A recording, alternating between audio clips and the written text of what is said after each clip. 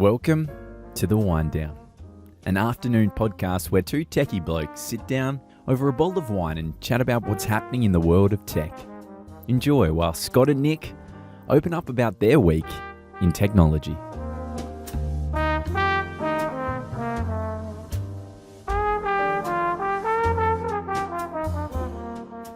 Well, hello and welcome back to the Winedown. I'm Nick Beaujard and with me I have... Scott again. Hello, Scott again. How are you, sir?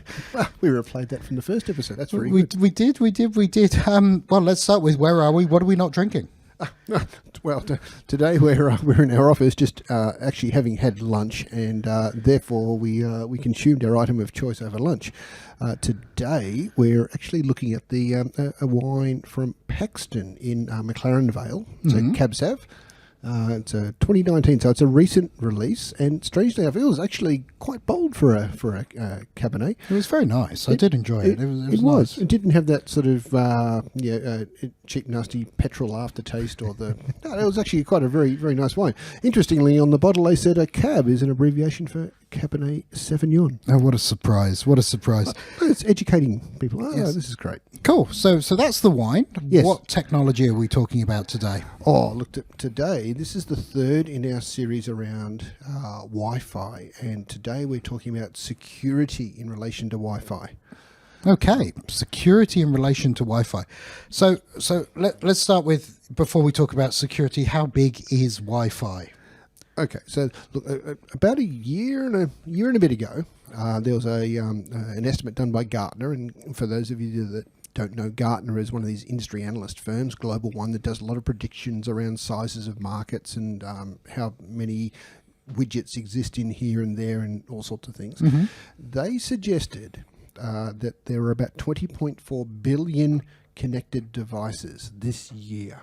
20.4 billion connected devices, and that's just 20.4 billion. So there aren't 24.4 billion people, are there? There are not. So, like, this is saying everybody's got a phone, they've got maybe a watch, they've got a laptop, they've got a whatever it is. Yeah. And you're going to have, in theory, that's not evenly spread across the world. So some countries will have, on average, fewer, and some will have more.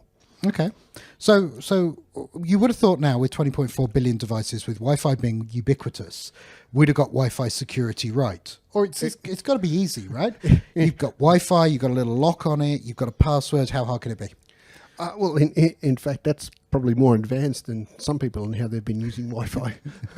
Look, what Wi-Fi is one of those, I like to think from the security point of view, one of the great unknowns. It's so simple to use and you just think, look, I'm connected, I'm all good, what's happening here? But it's probably one of the least secure by default approaches to networking that you can actually have. Okay. Right. You think about an office with a cabled network going into a switch, at least you know if you've got an office, there might be like 20 outlets in the office. You know where those 20 are. Yes. Okay, if you go and stick an access point there, all of a sudden you're broadcasting access into that network from outside the office, from the floor below, the floor above, out on the street. Who knows? So I could just walk in. I've got a little portable access point. I could walk into someone's office, have a listen, see what access points they've got, make my own access point to listen to them to connect, and then go get their SSID password from them trying to connect. In fact, you are the reason this podcast exists. Thanks, Scott. Okay, so really, really easy then to spoof an access point. It is. And look, just to call this out up front, we are a WatchGuard partner. We do a lot of work with WatchGuard, their firewalls, their access points, and so forth. However, the content that we try to produce for the podcast is not vendor specific. And I think you'll find a lot of these security topics we're talking about here applies equally to any vendor's solution out there. Okay. But you're going to talk about tech because you understand it. Absolutely. That kind of makes sense. And one of the key reasons why I've sort of flavoured this a little bit that way is that WatchGuard helped set up an industry movement called the Trusted Wireless Environment. Yep. And it's not supposed to be any specific vendor's solution. It's here are key industry issues around security that need to be addressed. And hello, everyone, you should be on top of this. Okay, cool. So the evil twin access point, same SSD as in Office. Yes. Has this been exploited? Oh, look, it has. And look, so there's 6 Wi-Fi threats that are the common ones, and the evil twin is the first one. Yep. Basically, it says, if I walked into your office, I could have a little scanner, and I could actually see what SSIDs or wireless networks you are broadcasting. And I can buy these online, right? I can go to AliExpress. I can get a little battery powered Wi-Fi scanner. I can stick it in my bag. You'd never know it was there, and I can do a site survey. In fact, they actually do backpack versions of these things. They've become very prevalent. About $100 gets you even like a Wi-Fi pineapple, they're called. A nice little device. I've got one to play around with, but it's a scanner. It just listens to what's being publicly broadcast in the airspace, and it says, look, I see this, I can see this, I can see this, I can see this, and you very quickly find out the names of the networks being broadcast. I don't know if you've ever noticed when you set up an access point, it says create your SSID, put a name in. Do you want to broadcast this? Yes. Yep. So by default, you want to say, well, sort of in one way, yes. That way people, when they look at their phone to say which network am I connecting to, it shows up. Yeah, but in another way, no, because that's a security breach, right? Yeah, you want them to know that, hey, I want to actually type this in. Yep. But it becomes annoying and so forth. Sure. So that says that in any given network, your network names are actually being broadcast out in the air, available for anyone to pick up. So if I come into your network with a scanner, I go, oh, look, and let's say, your network's ABC. Yep. ABC's got an SSID there for their network. Great. I know that's what the network's called. Now, I can see that all of your staff go down to this little coffee shop around the corner. That's interesting. And they have breakfast there, or they have coffee there, or whatever. I'm going to go and sit in that coffee shop and publish an access point, or an SSID called ABC on my access point in my backpack. Devices will automatically connect. Cool. So I could create one called Starbucks Free Wi-Fi. Yes. And people would try to connect to that. Exactly. This is the issue. Now, you say, oh, but hang on. I need a password in my office to connect to this. You do.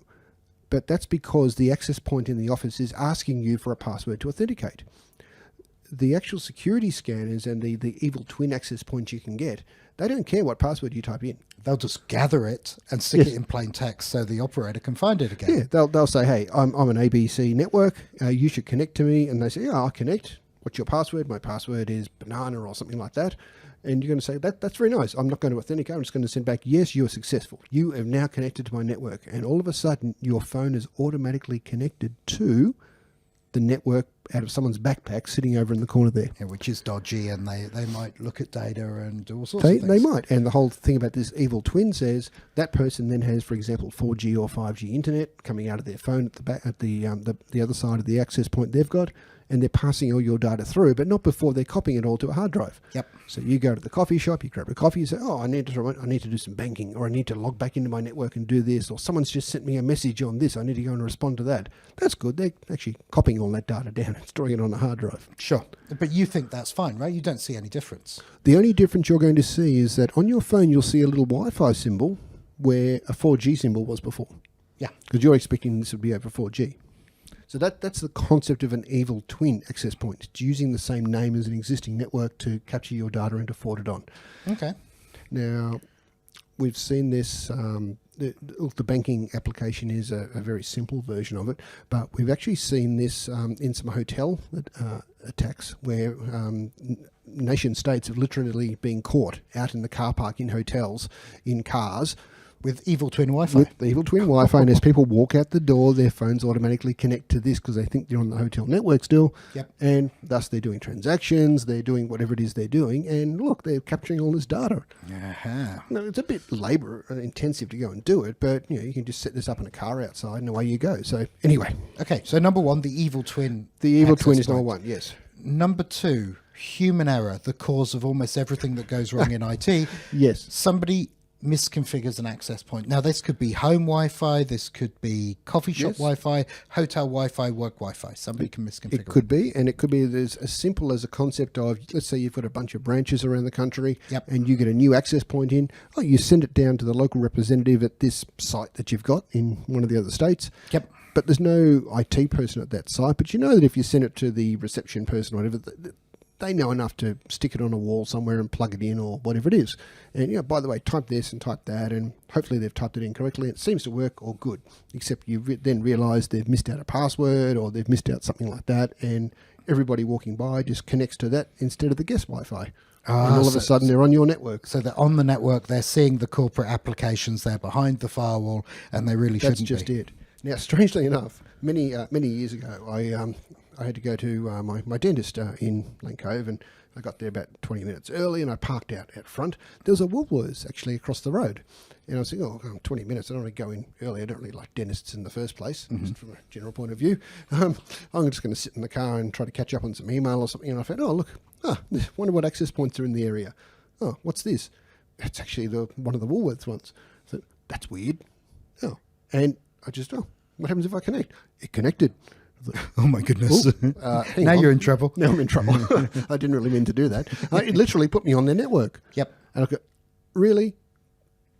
Come on, it should not be this easy. No. I mean, I just chose one, and I literally had a 10 address on the internal network. I could ping the router. That's terrible. Yeah, no. So you immediately logged off. I did, actually, because I just didn't want to be part of that. That's enough of a bucket of worms in itself. But the fact is, there was a misconfigured access point there that just allowed people on without a password. So the rogue access point. Now, Yes. I remember us walking into a car park in DY. Yes. And there's an access point there on the wall, and there's a little router and a little switch just in the car park on the wall. I could have plugged whatever I wanted into that, right? Yeah, that was actually a terrible example of IT. I won't say where that was. Yeah. The fact that the infrastructure exists on the wall in the car park is bad enough. The fact that they actually labelled the IP addresses on it is worse. The fact that the switch ports were there to connect into, just plug your laptop in, no one seemed to care. Yeah. So a rogue access point, and this is the item you mentioned earlier, that what happens if you've got a corporate network, and let's say in your little corner of the office that Wi-Fi is bad. Yep. And this annoys me and no one wants to fix it. I know. I'm going to go down to the local JB Hi-Fi or whatever store and buy an access point. Look, they're only like $80 or something like that. Yep. I'm going to plug it into this little port under my desk, and look, I'm going to type in network name of Fred. Great. Now I know if I connect to Fred, I've got Wi-Fi and my devices work now. Great. I'm going to now use Wi-Fi. Right. So this is somebody plugging into a network port, their own access point, so they get and that's so that they can connect better. But now what they've actually done is created this network called Fred, probably without a password, that actually exposes the entire corporate network. Yeah, I do remember I worked at one of the major government agencies many, many years ago, and one of the guys wanted to access his computer from home, so he phoned up the telecom provider and got them to put ADSL to a port by his desk. Plugged in an ADSL router, plugged it into the network. Yes. But you're done. It's good. It's good. Cool. All right, number 4, Scott, what we got? Rogue clients. Rogue clients. Now, what a rogue client is, let's say that you were one of these people in this coffee shop earlier. Yeah. And you actually accidentally connected your laptop to this access point because it would have automatically connected. Yep. You think you've got internet, it's all working, you can't see anything different happening. Meanwhile, there's a person sitting in the corner capturing your traffic, but at the same time they say, look, I've got a valid established connection to this laptop over there. I'm going to go and put some malware on it. This person's not going to know. Yep. Yeah, I'm just going to do it very inconspicuously under the covers. Install this and see what happens. Great. You now have a rogue client. That person's going to take that laptop back into the office, put that laptop on a secured network, and that malware's going, woohoo, I'm inside. And I can talk to the internet, so I can make all sorts of nasty things happen. You can. Now, remember how Target got hacked a number of years ago? I do. In the US, with all the credit card exposures and all the... Yep. Same sort of concept, not Wi-Fi, but they actually went and attacked the air conditioning, the HVAC maintainers, and installed malware on their machines, such that when they went in to actually go and maintain the air conditioning, they'd plug it into the corporate network in there. Their machines were allowed in, and then the actual malware went and infected itself in the corporate net, in all the registers and all the... Oh my goodness! Yeah, we don't want to go there. So that's a rogue client. Yes. Now, we're going to talk now about the neighbor access point. Yes. So that's when I'm connected to the corporate network. Yes. And then if I was to connect my machine as well to McDonald's free Wi-Fi. Yes, or perhaps even you think that, hey, this is slow, I'm going to connect to the access point on my phone. Right, and now you've exposed your corporate network potentially to the phone. You've now got your phone's IP address is now directly connecting into the corporate network. And you basically said, I'm just going to bypass the firewall. Here it is. I can connect in. Yep. And these are things. These are easy to do, right? Yeah. None of these are hard. None of these require coding. None of these require sophisticated tools. That's it. Look, from an IT point of view, you look at this going, hang on, how do I stop people doing this? Well, it's education, but at the same point, people doing it don't realise that they're creating a security problem. Sure. It's not just, you left a secure document on your desk. It's hey, the corporate network is now on the internet. What have you done? And people would know not to plug the corporate network into some dodgy thing that some guy turned up with. They'd know not to copy files onto a dodgy USB key they picked up. But people don't think about some of this Wi-Fi stuff, do No, they? and this is it. So you've really got to protect your network against it and also raise alerts when you see it happening. Yeah. So the last one of the 6 is that ad hoc network. That's Yes. being able to create just a network between 2 devices. Yeah. So let's say you've got a supplier or someone coming in Yep. and they say, hey, I've got all this data you want, but look, it doesn't fit on a USB key and your email system, it's too big and it rejects it. How do I get this to you? You say, oh, that's all right. We'll just do this point-to-point Wi-Fi connection. I'll set up an access point on my machine and let you do this ad hoc connection, which is a wireless network just between 2 machines. Yep. And let you connect to that so I can copy your data. Unfortunately, you've now exposed the corporate network to the supplier's machine. Yep. And who knows what's on it? You haven't controlled it. You haven't protected it. And that's kind of why, as IT, you've got to provide the facilities for people to be able to move large files around. Yes. You've got to make IT easy to do, or people will find, dare I Creative use the ways. word, dumb ways around it. To quote the New Zealand campaign, dumb ways to die. So yeah. So how do I fix this? What do I need, Scott? So look, this is where this trusted wireless environment comes in. And the idea is that Wi-Fi manufacturers would sign up to this going, we recognise these are issues and we are putting mechanisms into our access points to protect businesses against this thing happening. So only a known device can connect, the connection's encrypted, all of the certificates, all of that kind of stuff kicking around, right? Yeah. So like when we deploy secure Wi-Fi, we deploy the WatchGuard access points that have got this built in. Yep. You know, other vendors do part of this so far, and we're hoping that the industry as a whole catches up, because these are, aside from saying, look, this is great, there's one vendor that does it, but no, there's others. But it's also, these are serious issues. They're not little obscure issues that someone's picked up and say, oh, we could sell our product better this way. These are real issues affecting everyone in the industry, and the vendors should really be catching up to this and fixing their issues. They are. So Scott, and we're both wearing our TribeTech shirts We today. are. We are. Look at us, perfectly branded. What does TribeTech do? Because I know you've got this product in market called Secure Office, where you do. have a managed IT service. You help fix these problems or alleviate these problems. Well, this is part of the solution. So when we go into a client, we'll say, look, we will manage all of your IT for you and provide the relevant parts of the IT solution to support your business. Don't worry about these Wi-Fi things. Don't worry about all these other issues. They're important, but we want you focused on your business. Yep. We will do all of this. We'll put the right things in place. We'll put the security in place. We'll go and make sure that we're monitoring things and that when alerts appear that they're addressed and so forth. So, yeah, makes it easy. Cool. Scott, that's been awesome. But there's a bunch of things we went through there. There we is. talked and we did security at its pace. I thought it would take longer, but we did well. It can take longer if you want. Yeah, no, it's fine. It's fine. I think I'm pretty much done. You're going to go home and turn all your Wi-Fi off now, aren't you? Yeah, no, I can't. I have 4 kids. But our key security message. There's one key security message that underlies every security conversation. What is it, Scott? There is. You must patch. Don't forget to patch everything that you've got. So everything up to date all the time.